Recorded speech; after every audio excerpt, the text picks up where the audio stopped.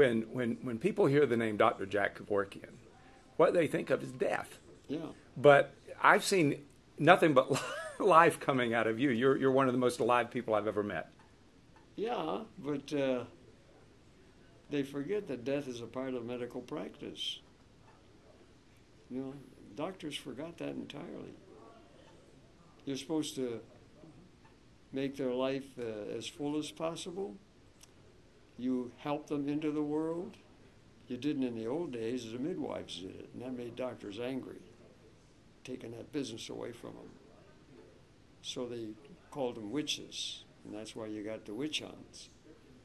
So they had, the doctor is supposed to help you into the world, and why not help you out of the world? See, that's really inconsistent. Death is a natural process. It's it's part something. of life. You can't have death without life, and vice versa. You start dying the day you're born.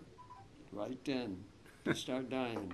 The meter runs, and most people want a death that they don't know. They don't anticipate, like condemned men. They know they're going to die on a certain day.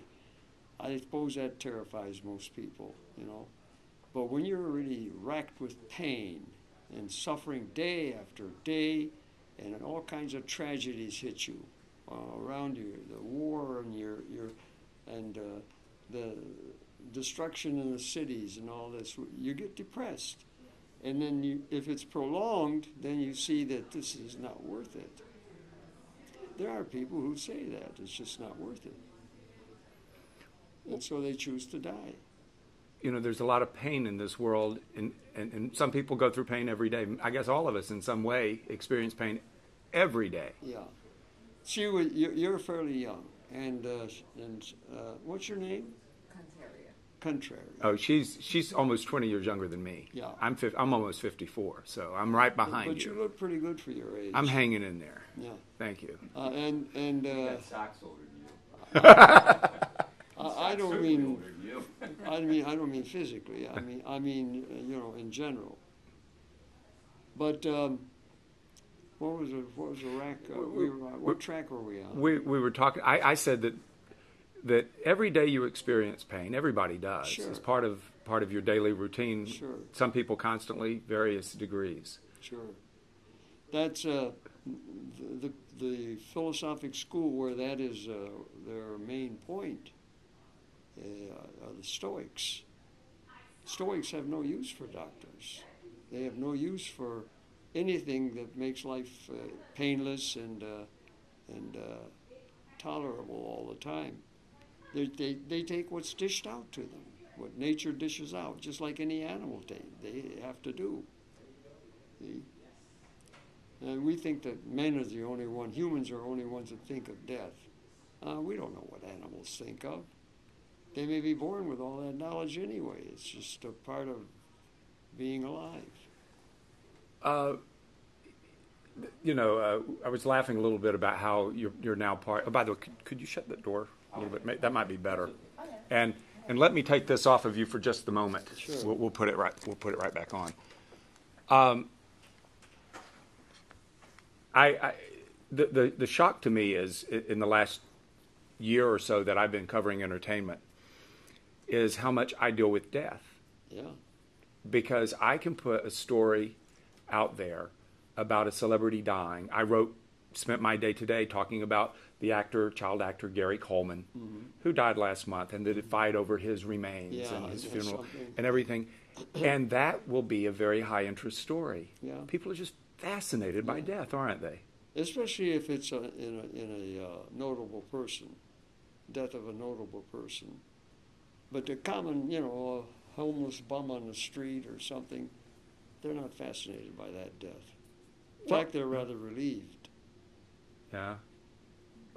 People are fascinated by death, I guess is the point. Well, it's so unknown. That's an absolute unknown. We don't know what life is because we don't know what death is. If you knew one, you'd know the other. And nature, smart, made us ignorant in both. We don't know. So we spend our lives just speculating. Another fascinating thing about death is, and I gauge this by the public's interest in what they read or want to watch. A couple of weeks ago, or actually one of the most popular stories, most read stories that I've written this year, was a story about somebody who's been dead since 1962, Marilyn Monroe. Yeah. I wrote a story about a photograph, a single photograph of her with John F. Kennedy and Robert F. Kennedy. And a lot of people read that story, but when you die, it almost freezes and make your legend and makes you a myth in a way. Yeah. Yeah. She was attractive. I was a college student. I think I don't know, junior or sophomore. And we'd often go to a movie, you know, in Ann Arbor, Michigan, just to avoid studying. And I saw this movie. I wasn't particularly interested. And I saw this woman on the screen. I said, who is that? I walked in on the movie after it had started. So I saw it again just so I could see the credits and see who that woman was, you know. It turned out to be Marilyn Monroe. Yeah, she caught my eye too early, and she stood out from the others for some reason. I don't know why. I think it's interesting how, because she died relatively young, she was in her 30s, that we think of her now differently than if she had lived. But we think of her perhaps in a kinder, more mythological way. Yeah. I guess. Well, why would we think otherwise? Can you guess? Well, she became famous all of a sudden. Maybe that's because she had a good press agent. I don't know. She became famous. And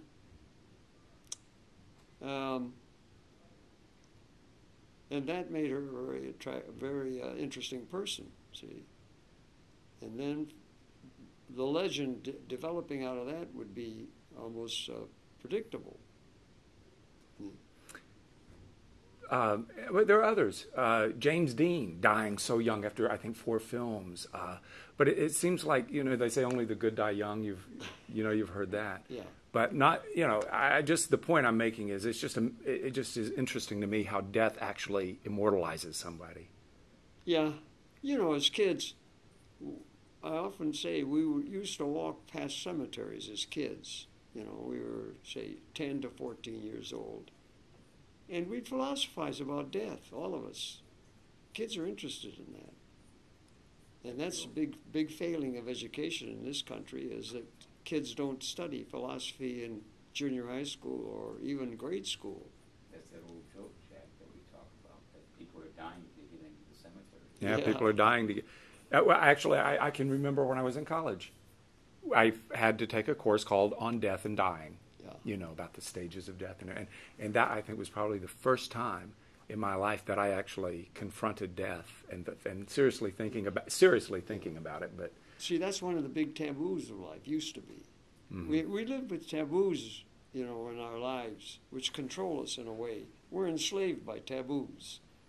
You know, you shouldn't do this, you shouldn't do that. It's like opposite sex marriages, you know, gay marriages.